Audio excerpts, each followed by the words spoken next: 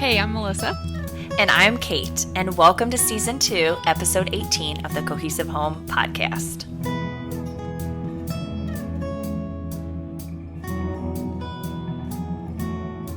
So today we're doing a quick podcast on ways to simplify your home before the holidays. A great way to simplify is to think about your children's spaces in your home before the onslaught of holiday gifts arrive. We have a few tips to share that will help you create a welcoming and simplified space to your home for your kids and their new favorite things. Ultimately, it will be ushering in a more peaceful and tranquil holiday season. We hope. We hope. So, Melissa, your kids are older than mine, and you've definitely had more holidays with them. So what has been your experience with, Christmas gifts and relatives, and what do you do with all that stuff? I'm like, this is it's a hard question, Kate. Good job. No. Oh goodness. Okay. So as most of you with older kids I say older. So mine are 8, 7, and will be 6 on like the 10th of December. So he's like, my youngest is, oh my gosh, gift central when it comes to December. It's like, where am I going to put all this? As I've said in season 1 and another podcast, many other podcasts, I kind of alluded to when we moved to Germany, we got rid of everything. We literally let the kids have one suitcase of toys because we are the meanest parents in the world. And so once we Your kids got back, the kids will hate me. They're going to be in therapy. Mommy and Daddy. That one time they made us sell all of our toys.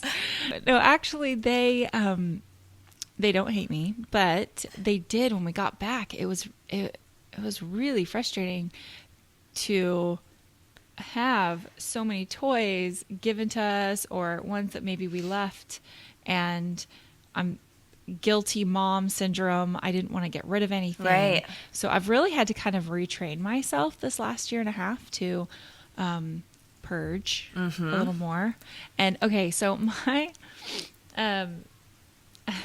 my way that I do it, and this is probably not the best way, but I kind of look at what the kids are really truly playing with, and then I kind of do my decluttering when they're not around.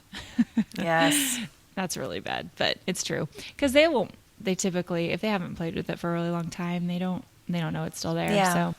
Melissa, you're so lucky that your kids don't notice. My oldest daughter has a crazy memory, and she is so aware if I get rid of anything. The tiniest, a craft that she did at the library a year ago. Oh. Yeah. And I have, made the mistake. Really? Yes, I've made the mistake of getting rid of something or throwing it away. And then I swear to you, the next day, she's like, Mommy, where's X, Y, and Z? And I'm like, that lollipop that I colored.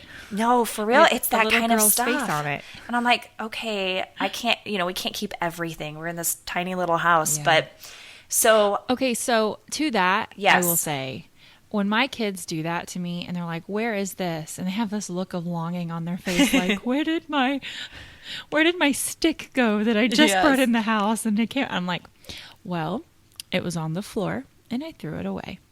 Or it's, you haven't played with it for at least 3 months. We had to either give it to somebody who needed it, or we had to recycle it, because it was just being completely honest with my kids, even if they get upset, is truly the best medicine, I think. Yes. It's just being honest. Well, and what I've found is that by setting some rules with my oldest daughter and just being honest with her, like, hey, we live in a 675 square foot house. Like this is a shoebox house, and we can't keep everything. So if you want, say, that new stuffed animal, you're going to have to get rid of one. And she's accepted that. Yeah, that one in, one out concept. I've actually been thinking about implementing that now. Mostly because, well, it's hard because like my son, he loves Legos. Like his thing is the Legos now, so his is pretty easy to contain because we have this really cool like mat thing that kind of like zips up and he just pulls it. It's so cool. It's like $10 on Amazon. It was so cool. And it literally like lays flat and then you put the Legos in and then you zip it up, like, or not zip it, but like you pull the drawstring and it just kind of closes up. It's so cool. That's been a lifesaver because I was about to lose my mind with Legos everywhere. So like his is a little easier because no matter how many Legos he gets, they kind of just stay in one spot. The girls, on the other hand, their interests as they are getting older keep changing. Yes. And that's difficult. So like, I don't want to get rid of their American Girl that they were gifted last year, but they almost never play with it. I just saw Holland playing with hers the other day. I was like, oh, hey. So, or like they went through a Barbie phase, Barbie everything. And now it's like, nope, now they're into Harry Potter. Which is awesome. And that's the thing is, as a parent, you want to get really good at identifying what your kids enjoy doing, how their interests have changed, and how they use the spaces in your home. Where do they play the most? And then what you can do is start to design your home to reflect those interests and to get rid of the things that they're not playing with. And we've talked about this before, but you and I agree on this. It's if a kid has so much crap, and I say crap because most of the time, if you have a room full of toys, it's crap. Half of them are probably broken. Let's just be honest. I'm tough love here. And it's like you cannot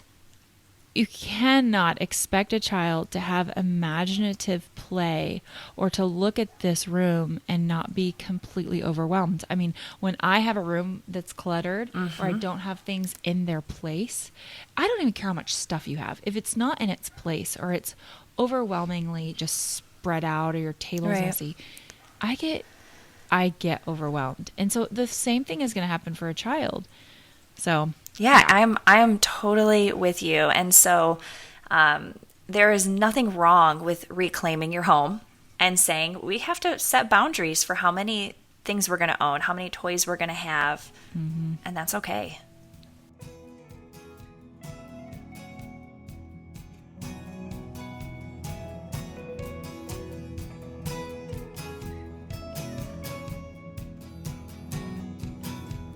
Okay, so Kate, now I don't have a tiny house. But I have I don't know. People come over to my house and they would probably say it's very small on the normal American standards. I think our rental is, oh my gosh, maybe 1,300 square feet. The layout's awful. Layout is everything. It totally is. Yes. Layout is everything. The layout sucks.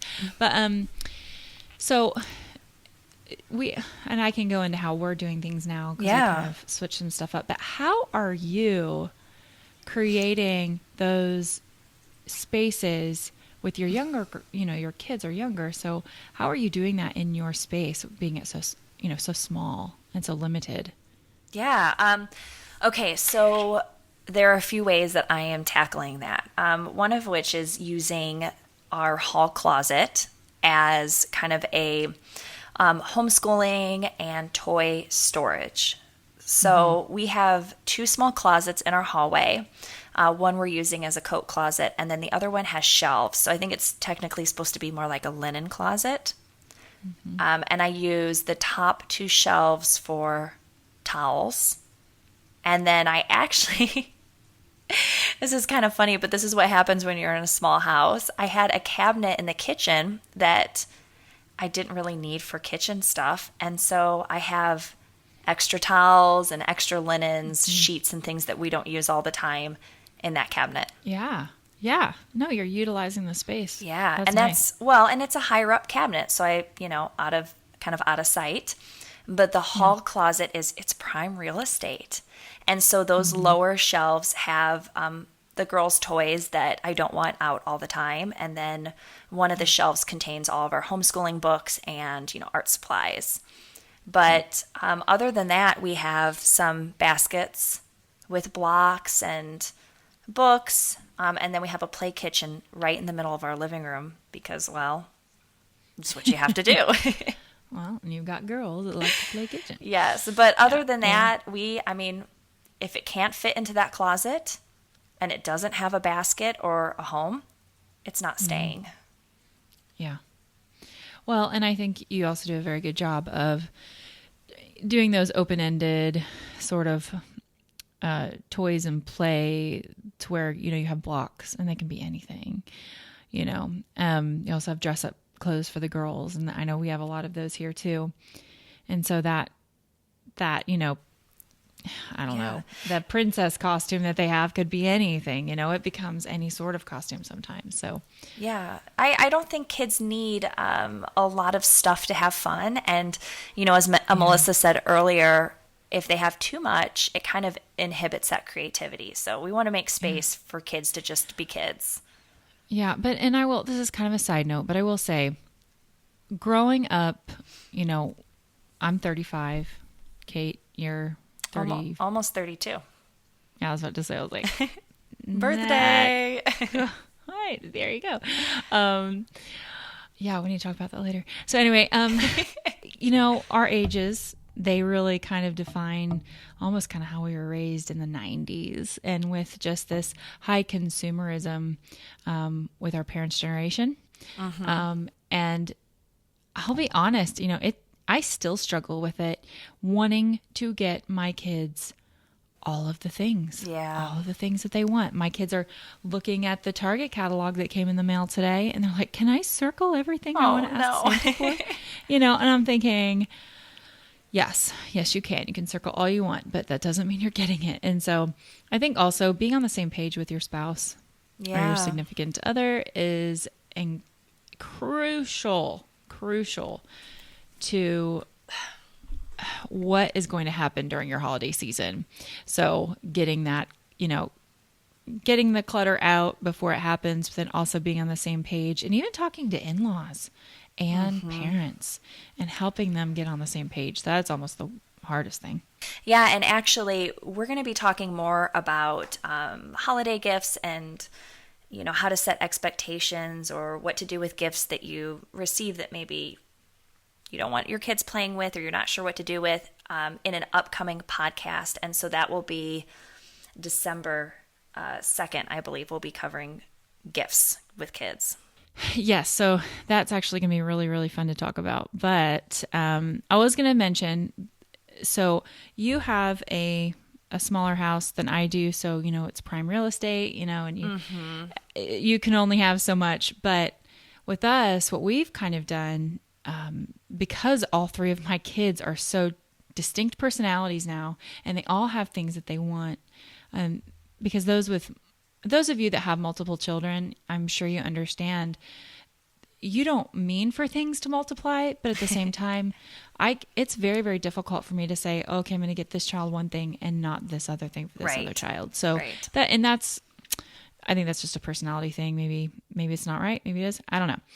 But we are kind of making sense of all of the toys and making it so it's not overwhelming. Is we had some friends staying here with us, which I think I may have mentioned in a past podcast, and they stayed with us for about 2 months, and they had one of the bedrooms. So we only have 3 bedrooms. So we were really using every corner of this house for toys and things. And so now they've moved out, and now we have an entire bedroom that is open. And what we've done is all 3 of the kids they've left their beds in one of the bedrooms, and then this other bedroom has kind of become our playroom and a catch-all room for all of these, so like I was able to kind of like declutter my living room and make it to where, like my yarn I'm knitting now, and move my yarn from the living room into that bedroom, into some drawers and stuff. And so it's really, really great how we're able to create those boundaries, but also have them, I mean, my kids are still crammed into one bedroom, but they're kids. They enjoy having the play space more. Yeah. Oh, yeah. And I mean, I think that's smart of you to figure out how to use your home that's best for your family. So my question for you, Melissa, is how long do you think the kids will want to share the same bedroom? Is it big? Yeah, I know. No, it's not. Literally, their beds, because we don't have bunks anymore. We're going to move to that, but right now it's literally just like 3 beds right in a row, like boom, boom, boom. It takes up most of the room, that and their dresser. I mean, there's like hardly any floor space. So they go in there, to sleep, to change, to have, but no more toys in that room. So now they've brought their toys into the other room. And so it really kind of frees that up. It's nice. The bedroom is for sleeping and then they have this other room for play. So it works for us. And yeah, once we move out of this rental and into our, a home we're going to buy, hopefully it'll have 3 bedrooms, and we may end up doing the same thing, but just doing it with bunks. So we don't know yet. Well, and the great thing is you have the flexibility to move things around and do what's best for your family at that time. We don't have to keep our homes the same year after year. It's fun to be creative. Yeah, it is. It is really fun. I know I recently wrote the post about, on my personal Instagram about my rental and kind of lamenting about how I can't do anything about it. But someone had said, moving furniture around and things always helps. And I totally agree with that. Yeah. Moving things around. So that was a little bit off topic, but it's fun. It's always fun to talk about. I hope that I hope it encourages everyone to kind of think outside the box and make sure that they're ready for this season, because it is going to be upon us faster than we think.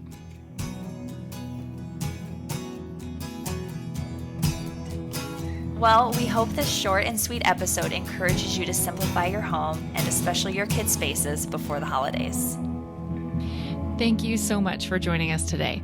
If you haven't already, please subscribe to our podcast on iTunes and also sign up for updates on our website, cohesivehome.com. We'll see you next time.